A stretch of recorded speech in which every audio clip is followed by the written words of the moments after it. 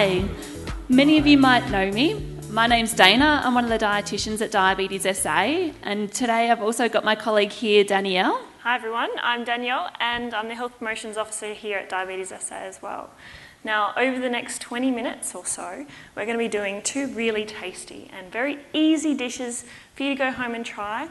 Now, unfortunately, we won't be doing any tastings today, but so on your way out, please, we actually have some recipe cards. If you haven't already got some, please take some home. So today is purely just to show you how very easy it is to embed some of the Mediterranean foods into your diet. Yeah, so what are they? Yeah, so there's so many great foods as part of the Mediterranean diet. We've heard about some of them already, so we definitely want to be incorporating our nuts. If you've ever seen me talk before, I always encourage those legumes. You probably have already heard me say that a few times, as well as those great mushrooms. But in addition to that, we do want to be incorporating those lean proteins, particularly plenty of seafood. We also want to make sure that we do get those vegetables in, those fruit and those low-fat dairy as well. Not to forget about those whole grain cereals either. So a lot of these great Mediterranean foods are also foods that we encourage as part of the Australian dietary guidelines. We want to be encouraging a lot of those, and we're going to definitely, hopefully, show you some quick, easy ways to incorporate these Mediterranean-style foods within your day-to-day cooking. And this demonstration is only going to take around 15 to 20 minutes. So they're really quick, easy ways to start incorporating these foods. So Danielle, what have we got? Okay, so we're going to be making some rice paper salad rolls, or as they're more commonly known as Vietnamese cold rolls. And they're very, very easy to make, so I'll just do a big reveal. So first up, so the rice paper salad rolls. Now these take no time at all, and they contain some of the foods in the Mediterranean style of eating. So we've got rice, we've got vegetables, we've got herbs, and we've also got some tuna. Yeah, definitely. And for each of these rice paper rolls, Danielle's got clean hands, so I'll let her hold one up. So these rice paper rolls, Danielle will let us know where we can pick them up later, but each of these little rice paper rolls only have about 8 grams of carbohydrate. So if we're starting to count our carbohydrate serves, that would be about a half a carbohydrate serve. So we could potentially, if we jam-pack these full of lots of vegetables, we could potentially have around 3 or 4 of these rice paper rolls as a really good serving size of carbohydrate for a meal. By all means, we can incorporate so many different things within them as well. So this is where we could be incorporating those vegetables. We could also be incorporating great legumes as well. We can use the hummus, beautiful hummus in these rice paper rolls. It's really, really yummy, as well as really, really nutritious as well. I know I put hummus at the bottom of my rice paper rolls instead of maybe avocado, and it's a nice, really good flavour. So I'm going to go home myself and make more legumes and more mushrooms and nuts into my diet, and I don't know about you, but that's what I'll be doing. Okay, so firstly, the rice paper rolls you can get in your average supermarket. Just go down the Asian aisle, or you can go to your Asian grocer. So they're very, very, very cheap, and they last in the cupboard for a long time. So very cheap, very inexpensive, quick meals. So this would make a really nice snack, or very easy to pack away into your lunchbox as well. Okay, so first up we need to dunk the rice paper roll into some water. So it doesn't have to be cold, just room temperature is fine, or hot. It doesn't have to be hot, just room temperature. So make sure that you're covering the whole rice paper, and what that does, it's just going to start soaking up all the water. So you just need to drain it just a little bit, okay? Then you pop it onto the plate. And so then you start laying your ingredients. Okay, so today, if you can see, we've got some carrots. So we've got carrot sticks, but you could grate it if you would like instead. We've got some beautiful mushrooms. We've got some shredded lettuce, some avocado for the healthy fats, some cucumber, capsicum. We've also got some bean sprouts. And to add some extra flavour, we've got some mint and some coriander. Lovely. So I love it that you're using lots of herbs as well. And I can't forget the tuna. Tuna as well.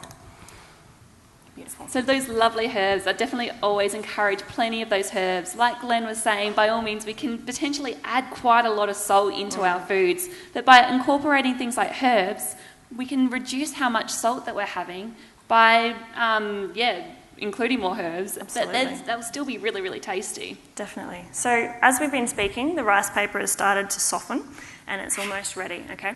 So firstly, I'm just going to layer my ingredients out. So firstly, I like to put my shredded lettuce kind of at the bottom of the rice paper, if you can kind of see. So in the middle and at the bottom, so that when you roll it, you're encompassing the whole thing. Okay, so we've got the shredded lettuce, and then we can add, actually I might open the tuna. Really, really quick. So this one's tuna in some olive oil, so once again for those healthy fats as well. Okay. I'm starting to think that this recipe might be a really good recipe to potentially like make with children or even grandchildren. Absolutely. To encourage them to get into the kitchen as well and learn about food and where it comes from. Definitely. They seriously make a very, very healthy, very quick, very easy meal. So just going to bring out some more tuna. Okay, so just a little bit. Okay, and then just laying the ingredients out. So I've got some cucumber sticks, so maybe 1 or 2. Just pop them on top. And same with the carrot. Some mushrooms. All beautiful mushrooms.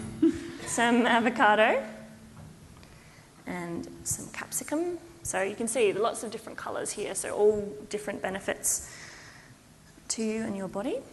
Some bean sprouts and some of these lovely herbs. Okay, so we've got some mint and coriander. I think we're already probably seeing in even just this one rice paper roll, maybe getting close to 1.5 serves of vegetables. Yeah, it's so easy. So what you do is you start at the bottom and you kind of push the ingredients in and you fold it over, okay? And you have to be quite firm. But also making sure you don't actually overfill. It's very easy to do. I've done it before. So you just got to be careful. So you fold it all the way over and you start rolling, and then you can fold the edges in and then just continue rolling. And then you have a completed package, just like that. Wow. So how quick was that? Like obviously it takes a little bit of time to prepare the ingredients, just chopping, and then takes no time at all. Chop it in half and enjoy. Lovely. What a great recipe. And we might often quite frequently see these rice paper rolls within different Asian stores, but that was so quick and easy to make. We have a question. Question? Yeah, so one of those has about 8 grams of carbohydrate. So if we're trying to be aiming for around potentially, so this is only really broad guidelines. I always encourage people to touch base with their dietitians as to how much carbohydrate might be appropriate for them. Potentially 3 or 4 might be okay. And by all means, we're going to be getting a lot of serves of vegetables in there too. So full of goodness, absolutely. Full of fibre. Yes, so keep you happy and well. Okay, so that's that recipe. Really, really quick and easy. And the next recipe is also quite quick. So we've got the berry and yoghurt parfait. Now, it sounds fancy, but it's very simple. And for this recipe, I'd really maybe potentially recommend it as a great breakfast. Definitely. You can also make smaller serves for a snack. I love some of these wonderful ingredients that we're using within this recipe. So we're using some great nuts. We've spoke about nuts before, and what we want to be encouraging is those 30 grams. So one single layer in our palm works out to be about those 30 grams of nuts. We've got almonds here. They're unsalted. You could probably use roasted ones if you wanted as well. We've also got some beautiful, beautiful berries. So in each of these berries, within particular... Fresh berries. Oh, fresh berries. Not frozen. So within our strawberries and our raspberries, when we think about handful portions, and if we start thinking about that carbohydrate again, because we know carbohydrate is going to be the main thing that impacts our blood glucose readings after we've eaten, about a handful of both the raspberries and the strawberries, they're not going to impact blood glucose readings so much. If we have less than half a cup portions, which we've got a nice half a cup here as well, less than half a cup portions of blueberries, we don't really need to count them as carbohydrates either. But if we start incorporating about that half a cup portion, then we'd probably be starting to count it as about a half a serve of carbohydrate, or around that 8 to 10 grams of carbohydrate again. We've also got some other fabulous different ingredients as part of this. recipe, more of those Mediterranean style foods. So we've got a lovely untoasted muesli here. When I encourage people to, if people are wanting to choose a muesli, I always tend to encourage them to choose an untoasted muesli versus a toasted one. So we know that the toasted ones potentially might have added sugar, or maybe they might also have added oil, which might give that nice glossy coating around that oat. But if we choose the untoasted ones, then we're probably less likely to have those.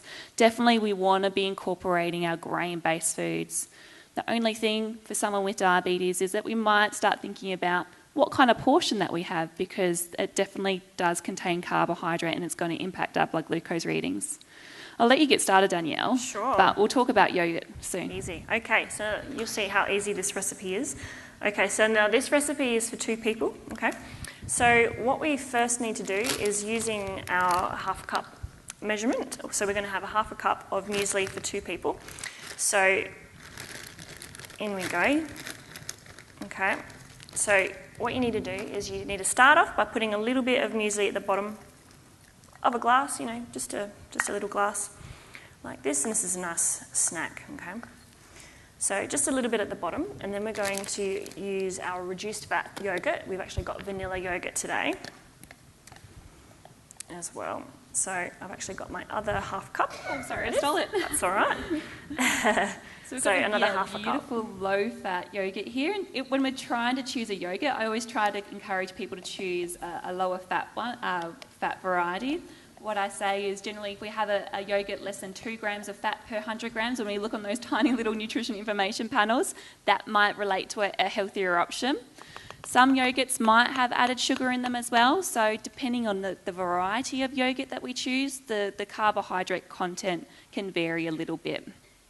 Okay, so now that we've got our muesli at the bottom, we just need to spoon over some of the yogurt into both. So probably around 2 tablespoons, or around half of the half a cup. Okay, so and then it's just a matter of putting some berries on top and then doing some more layers. So yeah, today we've got some beautiful raspberries. So just throw a couple on top, and then some of the strawberries. This is amazing, by the way. We tried it this week and it's just beautiful. And then some blueberries as well. So just on the top and around. And then it's a matter of, doing layers. So some more muesli on top. So I might finish that off. And then the rest of the yogurt. So even in just a few moments, I'd be saying this is a great, perfect breakfast. In each of these little cups here, there's about 30 grams of carbohydrate. So about 2 serves of carbohydrate in total. By all means, really, really nutritious as well, incorporating all those great Mediterranean-style foods. And really, really yummy as well. Okay, so some more raspberries on top, some more strawberries, and our blueberries. So just put the rest of them in. And then finishing off with our palmful. So if you spread it out on your palm, as they were saying before, it looks kind of like that. So, and that's for 2 people today. Oops. So finishing off with these almonds to add a nice crunch along with the muesli. So really, really easy. It looks really, really yummy. Yum. So it's so easy and simple to incorporate these great Mediterranean foods. That took us less than 15 minutes. And potentially we've got a great breakfast there. We've also got maybe a lunch all set to go for the middle of the day as well. Let's try and incorporate as many of those Mediterranean foods as we possibly can. Plenty of veg, low-fat yogurt, berries, nuts, mushrooms. Incorporating all these foods, by all means, we've seen what the potential benefits have been through the presentations from both Alison and Glenn. We hope you have a lovely day.